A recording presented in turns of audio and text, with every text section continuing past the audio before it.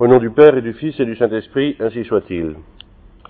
Mes chers enfants, aujourd'hui, je voudrais vous parler d'une histoire qui s'est déroulée au XVIe siècle et qui concerne le Saint-Sacrement. Effectivement, nous sommes dans l'octave de la Fête Dieu. Ça, c'est la beauté de la liturgie de Saint-Pédis, toutes les octaves qui sont conservées. Donc nous sommes dans la première partie du XVIe siècle, nous sommes en 1532. Une paroisse qui se trouve dans la région de Beauvais, d'ailleurs l'évêché c'est Beauvais, et le petit bled, la petite bourgade, s'appelle Marseille-le-Petit. Ah, ne confondez pas avec Marseille tout en bas, hein. Non, Marseille-le-Petit. Et il y a un curé, et puis des paroissiens, quelques centaines de paroissiens qui mènent leur vie, leur activité habituelle. Bon, une piété qui n'est peut-être pas exemplaire, mais enfin on va à la messe le dimanche et puis on se confesse assez régulièrement, quoi.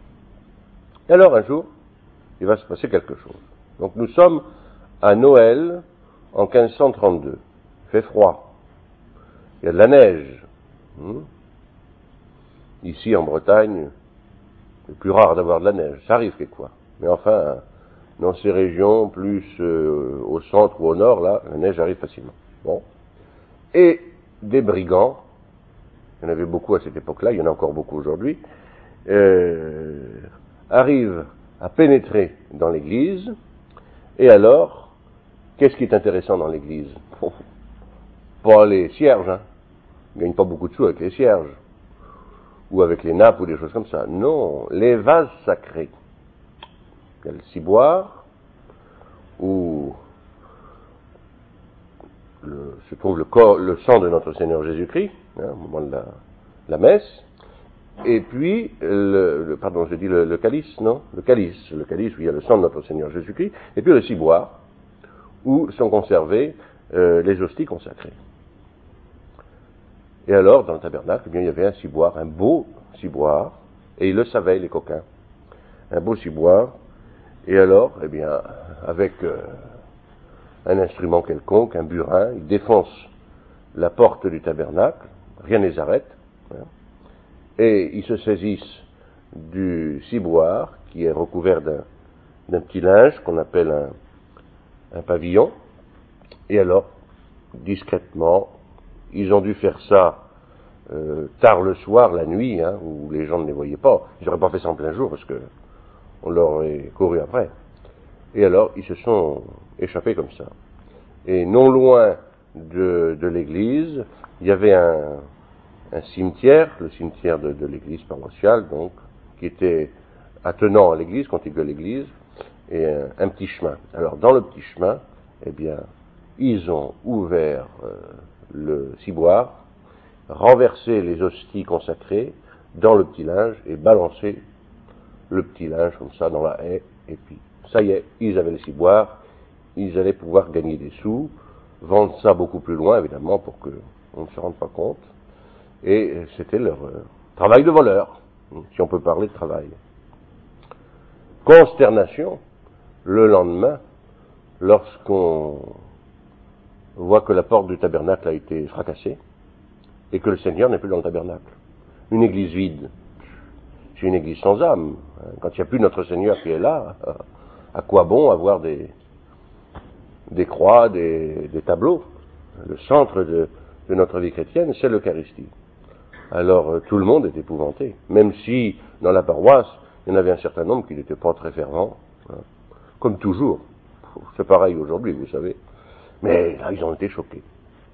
Alors, des mesures restrictives ont été prises tout de suite, et l'interdit a été jeté sur la paroisse, c'est-à-dire que on voulait absolument découvrir qui avait fait ça, ce qui s'était passé, c'était abominable.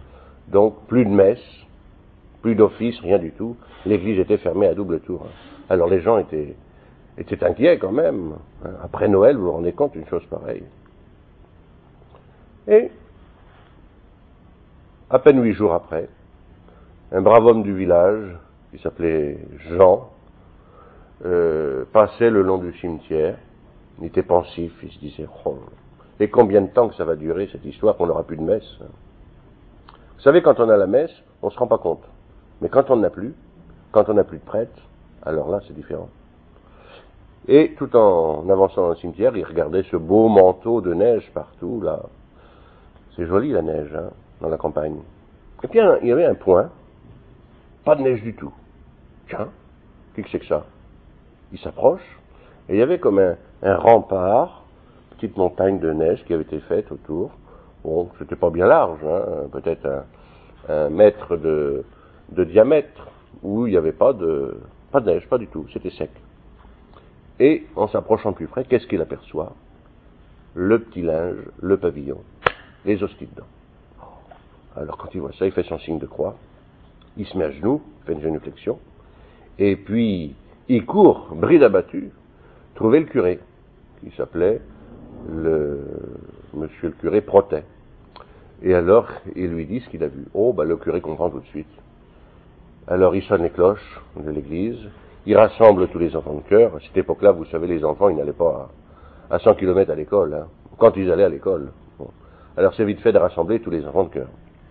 On enfile la soutane, le surplis, et puis, tous ceux qui ne sont pas trop éloignés dans les champs à travailler, tout le monde arrive à l'église.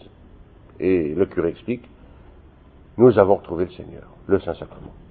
Il a été jeté dans une haie, vous vous rendez compte? Alors nous allons aller le chercher en procession, en chantant des cantiques et en l'adorant. Donc ils sont allés chercher le Saint-Sacrement et le curé l'a remis solennellement dans le tabernacle.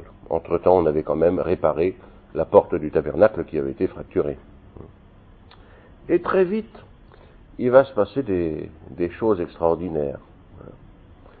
Les gens ont entendu parler aux alentours de ce miracle, parce que c'est un miracle eucharistique, évidemment, c'est pas extraordinaire, hein, mais la neige, quand elle tombe partout. Il n'y a pas de raison qu'à un endroit particulier, à moins qu'il y ait un hangar au-dessus, mais autrement, en plein air, il y aurait dû y avoir de la neige sur des hosties, hein, dans le chemin, là, près du cimetière, comme partout ailleurs. Et là, il y avait eu comme un parapluie, si vous voulez, au-dessus, avait été tenu par les anges. Alors, eh bien, les gens disaient, on va avoir des grâces, si on y va. Donc, il y a eu un certain nombre de personnes qui se sont déplacées des contrées voisines pour venir prier, adorer le Saint-Sacrement de Marseille-le-Petit. Et des guérisons. Il y avait entre autres un prêtre qui était complètement paralysé, perclus de tous ses membres, et il souffrait beaucoup. Eh bien, on l'a conduit jusqu'à l'église, il est venu à adorer le Saint-Sacrement, complètement guéri. Et plusieurs autres miracles comme ça. Alors, il y avait de plus en plus de monde, évidemment, à venir pour demander des grâces, des guérisons corporelles, des guérisons spirituelles.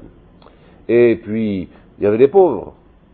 Les pauvres, que voulez-vous qu'ils fassent, hein? Ils offraient tout leur cœur, mais ils n'avaient pas beaucoup de sous. Donc, c'est pas ça qui allait permettre de construire quelque chose à l'endroit. Mais il y avait des gens qui étaient plus aisés, qui avaient des sous. Alors, ils étaient contents, quand ils avaient été guéris d'une grave maladie, ils laissaient des sous à la paroisse. Et c'est comme ça que, très rapidement, en quelques mois, en 6 mois, eh bien, on avait ramassé, on demandait pas. Mais vous savez, quand les gens sont contents, ils sont contents, alors ils donnent à la quête, ils mettent des cierges, ils font tout, hein. Alors le curé se trouve avec une belle somme, et il se dit, bien, nous allons faire quelque chose en l'honneur du Saint-Sacrement. Mais déjà, avant la fête de la Saint-Jean-Baptiste, au mois de juin donc, il avait donné des consignes, nous allons à l'endroit même, juste devant, planter une croix, pour commémorer le miracle eucharistique. Et à l'endroit où on a retrouvé le pavillon avec les hosties qui avaient été jetées, on va planter un rosier. Comme ça, personne ne mettra le pied sur cette terre où le Seigneur a été balancé. C'était pieux de la part de monsieur le curé. Mais au bout de 6 mois, il a fallu arracher le rosier et la croix. Pourquoi? parce qu'on a construit une chapelle, une belle petite chapelle avec les sous qui avaient été apportés. Et la décision va être prise de transporter finalement le Saint-Sacrement. Les hosties, on les avait conservées. On les avait conservées. Parce qu'habituellement, vous savez bien, le Saint-Sacrement est distribué aux fidèles, et puis on consacre un autre ciboire le dimanche d'après, et on ne va pas conserver les hosties comme ça pendant des mois et des années. Ce serait contraire aux rubriques. Mais quelquefois, quand ce sont des hosties miraculeuses, évidemment. Donc, le Saint-Sacrement est rapporté, là, ces hosties miraculeuses sont rapportées dans la chapelle. Et toujours des visites, toujours des gens qui viennent pour être guéris et tout ça. Ça va durer 36 ans. Vous vous rendez compte? 36 ans où les hosties vont être conservées dans cette petite chapelle, où les gens vont venir prier avec une grande ferveur. Mais nous sommes à une époque qui est très troublée. Ah, 16e siècle. Bon. Coligny, ça vous rappelle quelque chose? En histoire. L'amiral de Coligny. Il n'était pas seul, il avait 2 frères.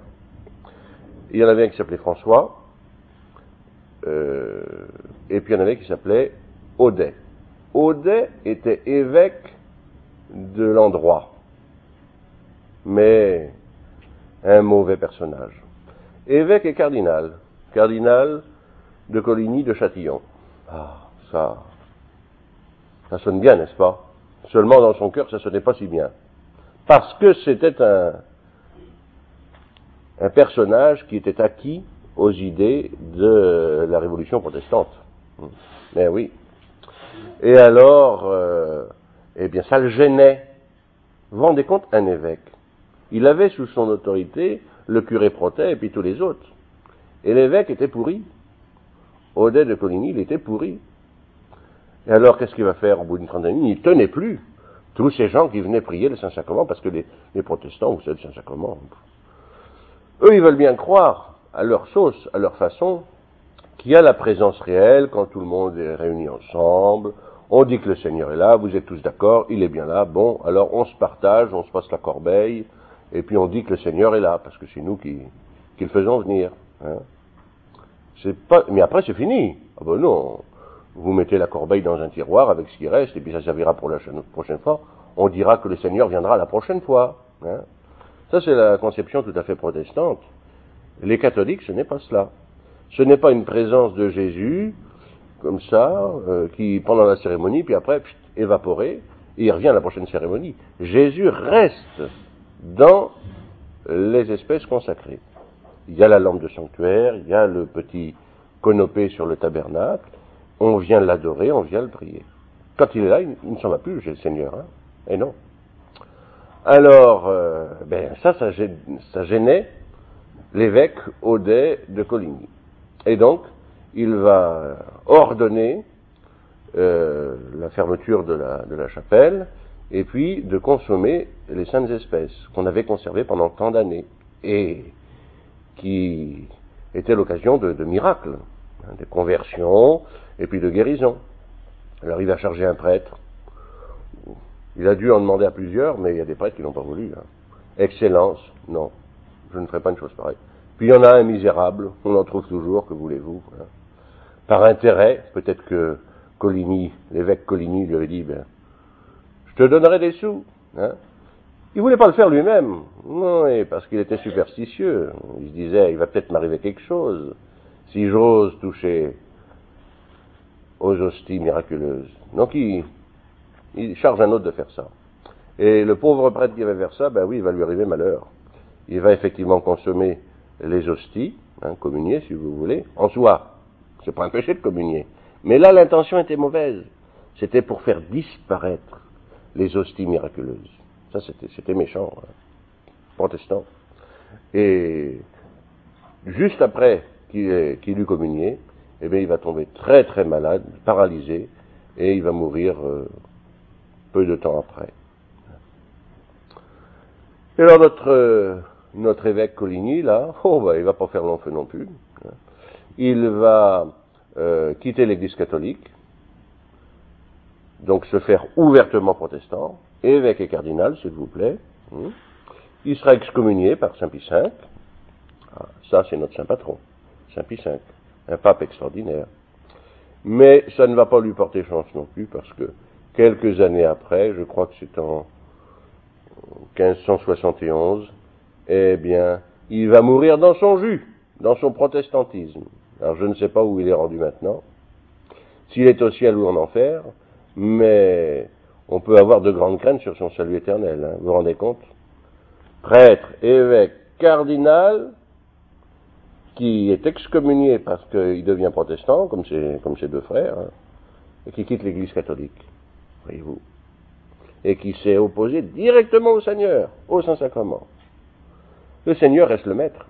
Ceux qui veulent faire les malins, ceux qui disent « j'ai pas peur », c'est pas une petite hostie blanche qui va me faire trembler, hein. Ils peuvent dire ça, mais attention, il rira bien qui rira le dernier. Il ne faut jamais manquer de respect au Saint-Sacrement. Il ne faut jamais se dire le Seigneur, pour l'instant il ne m'a pas puni, il ne me punira pas encore demain, je peux communier même si je ne suis pas en état de grâce, je peux en prendre à mon aise avec lui. Non. Nous devons avoir le plus grand respect pour celui qui est notre Créateur et notre Sauveur, et qui reste parmi nous, dans le tabernacle, pour que nous l'adorions. Alors demandons à Jésus, qui est là, que vous allez recevoir dans quelques instants, eh bien, qu'il enflamme notre cœur, non pas pour l'hérésie comme Coligny, mais qu'il enflamme notre cœur d'amour, de foi, d'espérance, de ces vertus théologales qui feront de nous des grands chrétiens. Eh bien, c'est la grâce que je souhaite à tous, au nom du Père et du Fils et du Saint-Esprit, ainsi soit-il.